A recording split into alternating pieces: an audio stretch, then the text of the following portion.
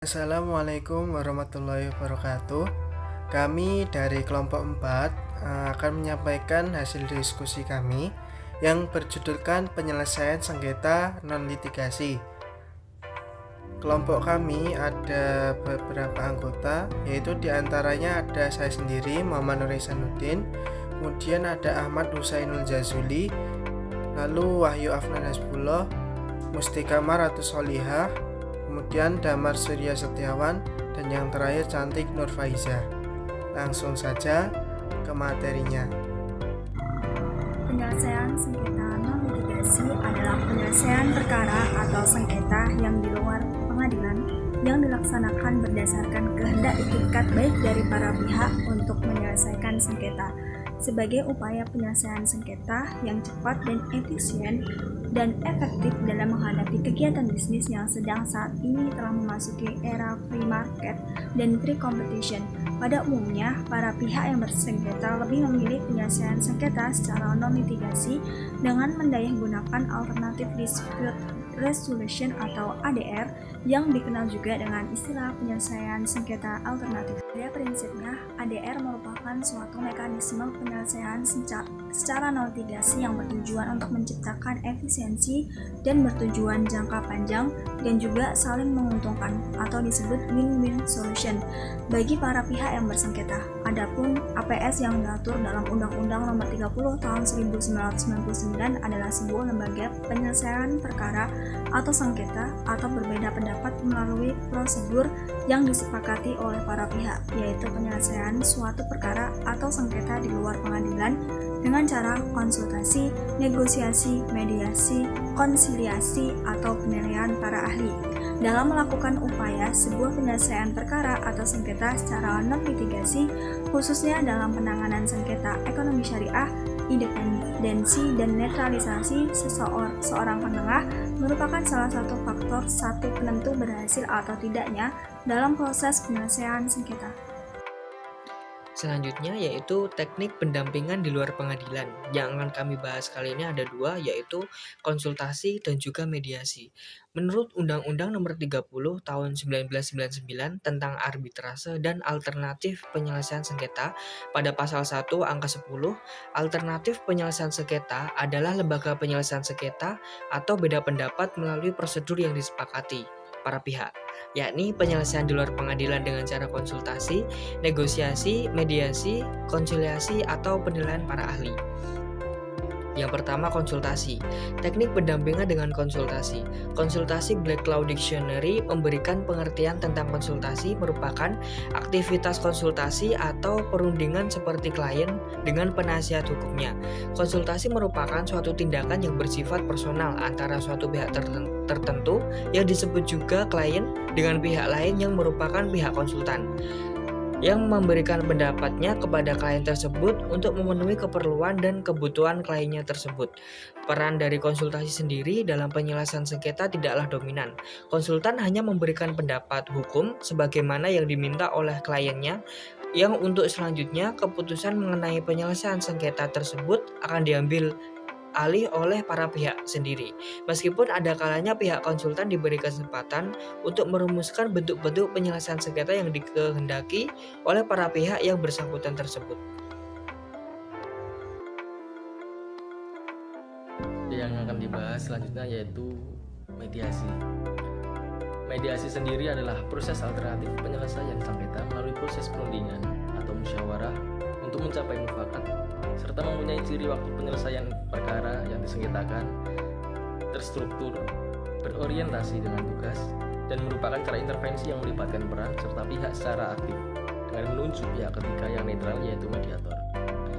Mediator sendiri tidak memiliki kewenangan untuk memutus atau memaksakan sebuah penyelesaian, melainkan membantu para pihak untuk mencapai kesepakatan yang diterima oleh kedua belah pihak. Mediasi ini bisa dilakukan di pengadilan maupun di luar pengadilan. Mediasi dapat diterapkan dalam berbagai jenis sengketa seperti sengketa perdata, sengketa keluarga, sengketa bisnis, dan sengketa lainnya. Dan ciri khusus atau ciri utama mediasi akan saya sebutkan. Yang pertama, perundingan. Para pihak secara aktif terlibat dalam proses penyelesaian sengketa. Setelah perundingan, ada konfidensial atau kerahasiaan. Informasi yang diungkapkan dalam mediasi itu dirahasiakan. Selanjutnya, netralitas. Mediator bertindak netral dan tidak memihak salah satu pihak. Lalu ada fleksibilitas. Proses mediasi bersifat fleksibel dan dapat disesuaikan dengan kebutuhan para pihak. Dan ciri utama mediasi yang terakhir yaitu tentang kesepakatan atau mufakat. Tujuan mediasi sendiri adalah mencapai kesepakatan atau mufakat yang saling menguntungkan bagi semua pihak. Dan dasar hukum mediasi di Indonesia sendiri ada 3 macam peraturan.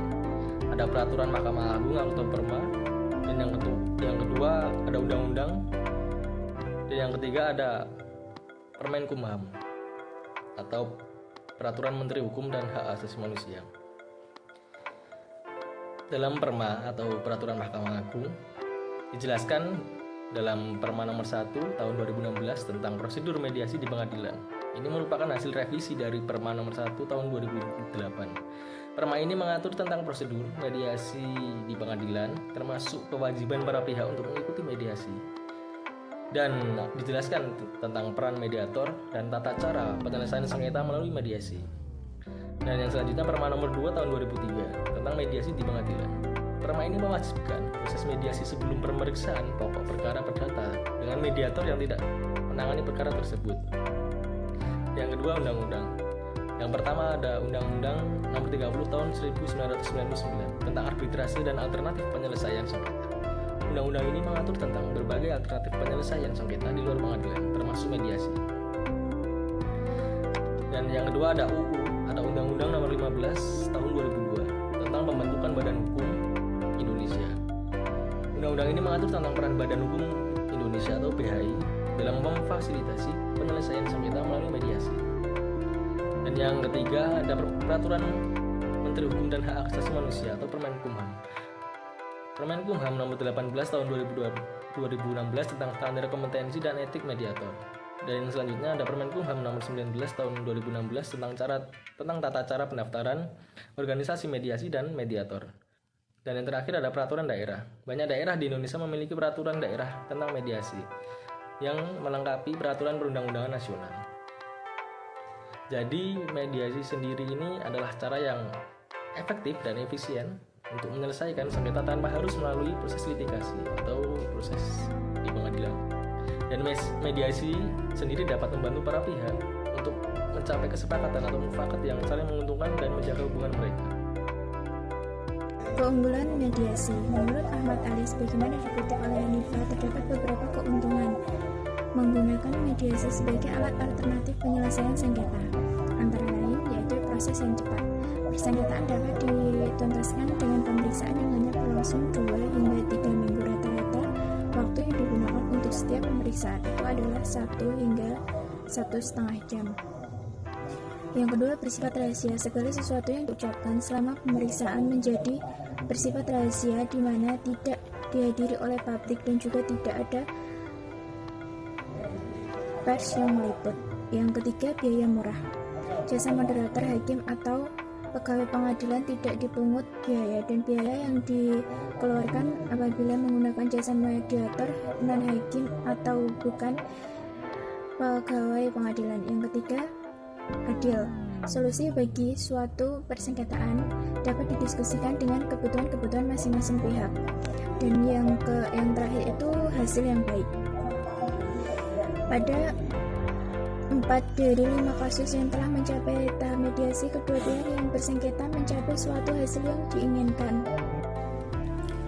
Tahap mediasi yang pertama, pramediasi. Tahapan dalam proses mediasi di luar pengadilan dibagi menjadi 2, yaitu yang pertama pramediasi dan mediasi.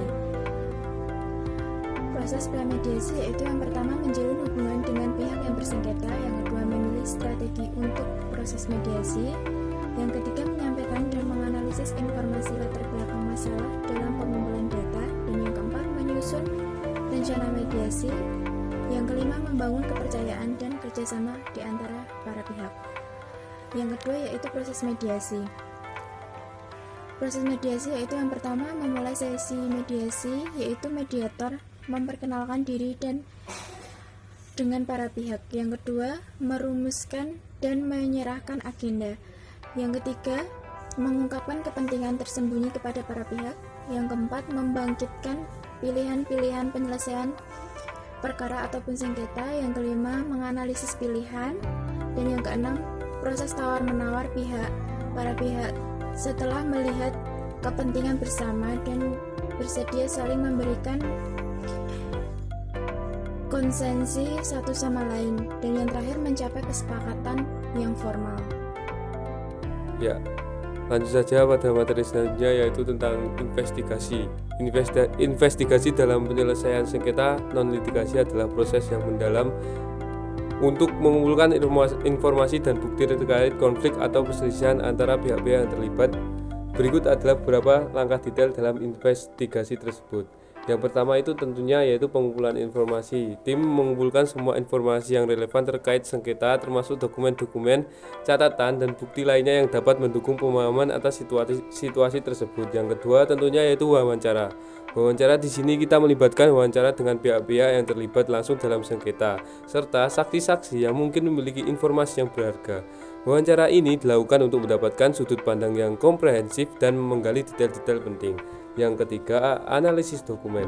Dokumen-dokumen yang relevan seperti kontrak, surat perjanjian, dan catatan transaksi akan dianalisis secara ketidaksesuaian atau pelanggaran yang mungkin terjadi sebagai sumber perselisihan. Jadi, investigasi dalam penyelesaian sengketa non-litigasi merupakan dan memainkan peran penting dalam mencari solusi yang adil dan efektif bagi semua yang terlibat dengan menghindari proses litigasi yang mahal dan memakan waktu. Jadi, kalau di luar pengadilan itu kita tidak memerlukan biaya yang banyak dan waktu yang cukup singkat. Nah, jadi kalau di non litigasi bisa menjadi solusi teman-teman dalam penyelesaian sengketa teman-teman ya.